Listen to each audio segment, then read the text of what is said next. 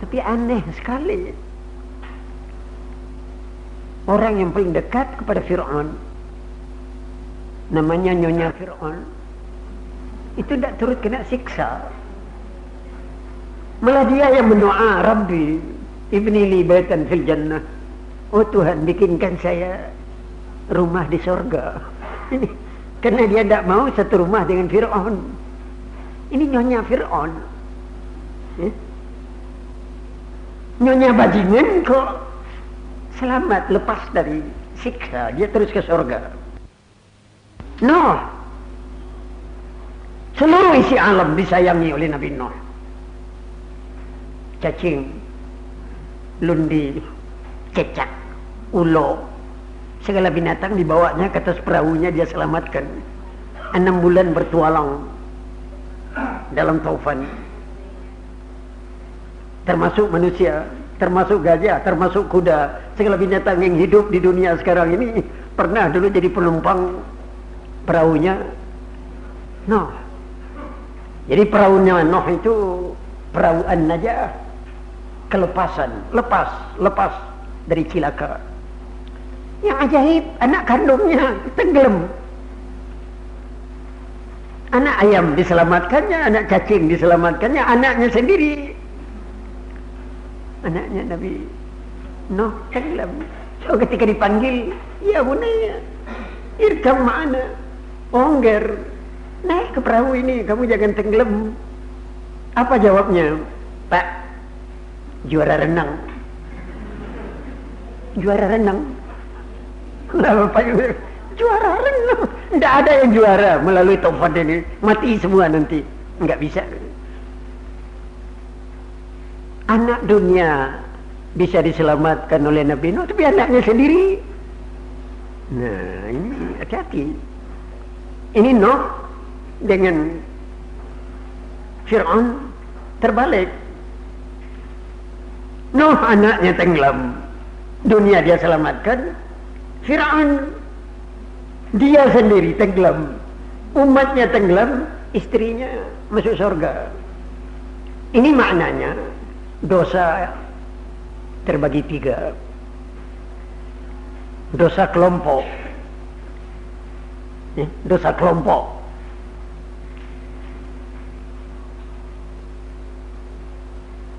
Orang yang sekeyakinan sekelompok sekali kena siksa, namanya dosa bersama.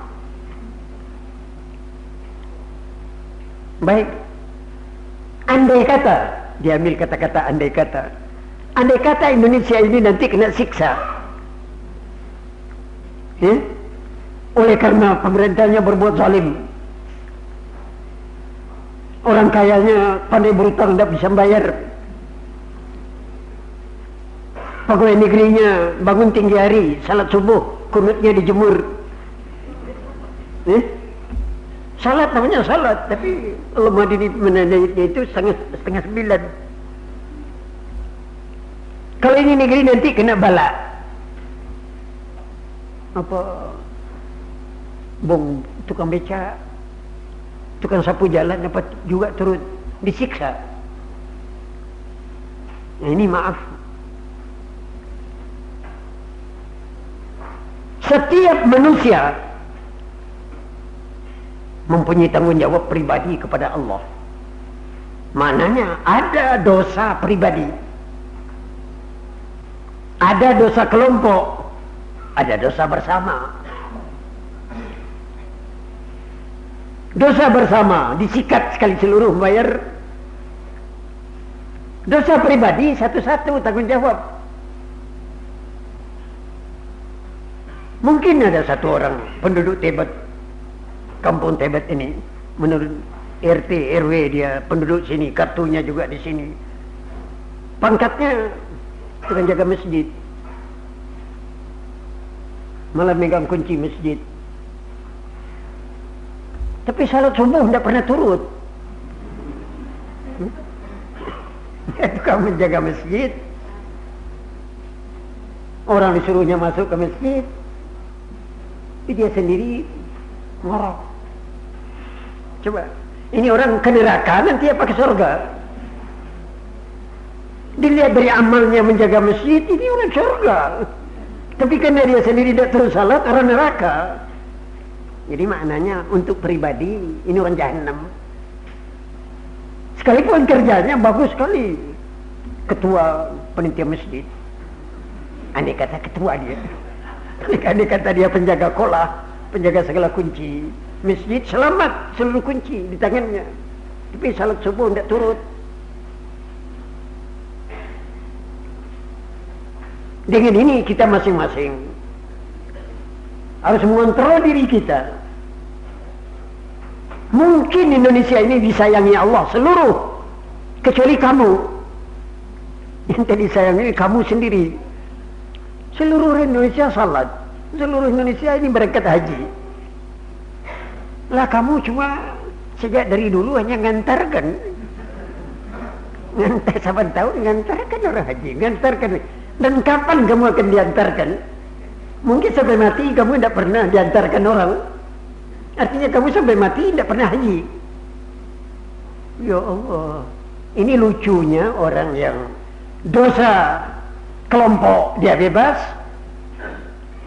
dosa bersama dia bebas, tapi dosa pribadi yang tanggung jawabnya sendiri penuh, dia harus bertanggung jawab. Ini ke neraka dia. Sekarang saudara-saudara yang terhormat, kata-kata demokrasi dan kata-kata musyawarah tidak bisa dijadikan lubang perlindungan untuk menyelamatkan diri kita. Mungkin hasil musyawarah berhasil baik, tapi kita tidak turut yang baik itu.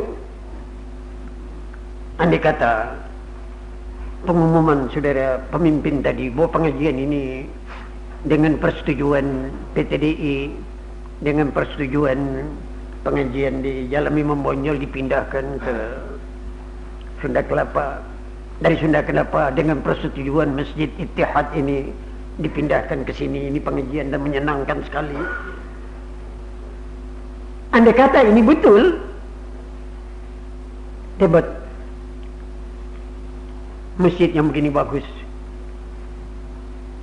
menampung pekerjaan yang bagus lagi. Moga-moga ini menjadi alamat baik untuk hari besok. Dan moga-moga ini pengajian dicocokkan dengan akhir zaman, supaya Masjid Ittihad dapat menghidangkan pengajian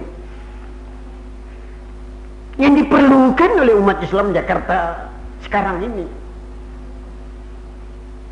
Oleh karena banyak pengajian-pengajian sekarang condong ke satu lapis. Lapis kitab kuning, anti tajdid dan pembaharuan, tidak senang kepada perubahan, dan bermacam-macam cacat pengajian dimaksudkan oleh PTDI. Pengajian semenjak dari rumahnya almarhum Pak Sarbini sampai hari ini, tingkat penafsiran Quran dilaraskan dengan selera kemajuan Islam di Jakarta sebagai kota pusat dari negara Indonesia. Maaf, saya sebagai guru yang ditunjuk dan dipercayai, saya usahakan mencarikan bahan-bahan pembicaraan berdasarkan modal saya yang ada. Dan insya Allah dengan kesehatan yang sudah sangat terbatas di hari tua, saya ingin mengisi ini pengajian sebaik-baiknya. Dan saya tahu saudara-saudara yang mendatangi pengajian ini sejak dari 5 tahun yang lalu adalah pendengar yang setia. Yang saya harapkan hari-hari yang akan datang, masjid yang begini bagus dapat hendaknya dimanfaatkan oleh umat Islam Jakarta. Maaf, Saya telanjur berbicara minggu yang lalu kepada pengurus masjid ini. Pembicaraan saya itu sampai jadi pertanyaan yang akibatnya kurang enak. Tapi saya sengaja memberi strip pembicaraan itu dengan potlot merah. Artinya ini pembicaraan betul dan benar. Saya mengatakan satu alamat dari kiamat sudah dekat. Kalau bangunan masjid sudah bagus-bagus. Satu tanda hari kiamat sudah dekat. Kalau bangunan masjid sudah bagus. Seorang pak dokter yang jadi pengurus dari masjid ini menanyakan, apa itu hadis? Iya, saya bilang hadis. Sahih hadisnya. Tanda kiamat sudah dekat. Kalau masjid sudah bagus, dan ini ada dannya. Ada suara keras di dalam masjid. Tidak ada ketenangan lagi dalam kebagusannya. Ini masjid sudah bagus. Yang punya duit sudah menyerahkan duitnya untuk membuat ini masjid. Tapi belum tentu yang membuat ini masjid terus salat. Ya maaf, banyak orang sekarang kelebihan uangnya berangkat ke masjid, dia sendiri tidak turut. Namanya pembagian pekerjaan. Yang tidak mempunyai duit, tolonglah pakai masjid ini sebaik-baiknya. Saya termasuk yang tidak punya duit, tapi saya punya tenggorokan. Saya bisa berteriak-teriak sebagai guru. Barangkali di sini guru diperlukan, saya mencalonkan diri saya untuk jadi guru. Nah, tinggal lagi ibu-ibu siap untuk jadi murid. Ya? Biar jalan agak jauh ke sini dari rumah, tapi jalan sudah pakai aspal semua. Perkara tadi keliru jalan, ini tidak apa-apa, karena orang baru namanya. Tapi kedua kali, ketiga kali tidak akan keliru lagi. Saya mengharapkan 3 badan pengajian PTDI, pengajian menompu, dan termasuk pengajian A'raf, masjidnya Mas Agung, yang sudah menyatukan diri dalam pengajian ini, turut bersedia jadi penanggung jawab dari pengajian ini. Bertambah lagi sekarang dengan pengurus Masjid Al-Ittihad yang sudah menyediakan ruang, kursi, dan peralatan. Pendapat saya ini pertanda baik untuk Jakarta di hari yang akan datang. Marilah sama-sama kita doakan semoga keindahan Jakarta dan keindahan masjid ini menjadi tempat tumbuhnya agama yang hak di dalam diri kita masing-masing.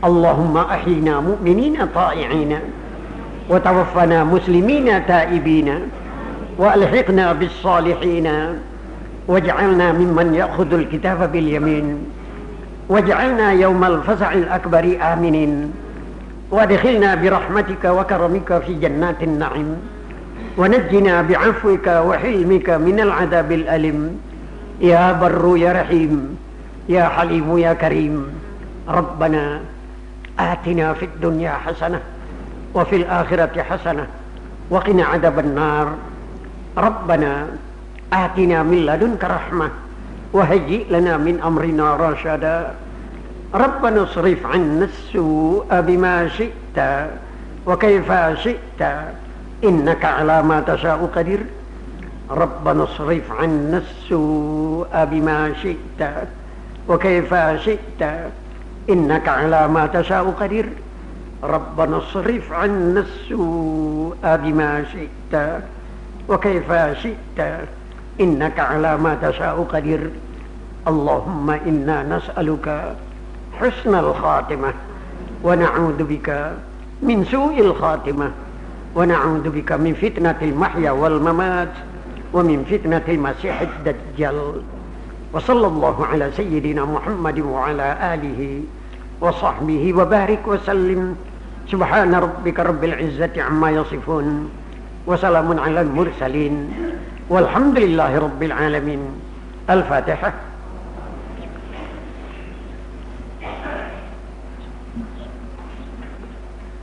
غير المغضوب عليهم ولا الضالين. آمين.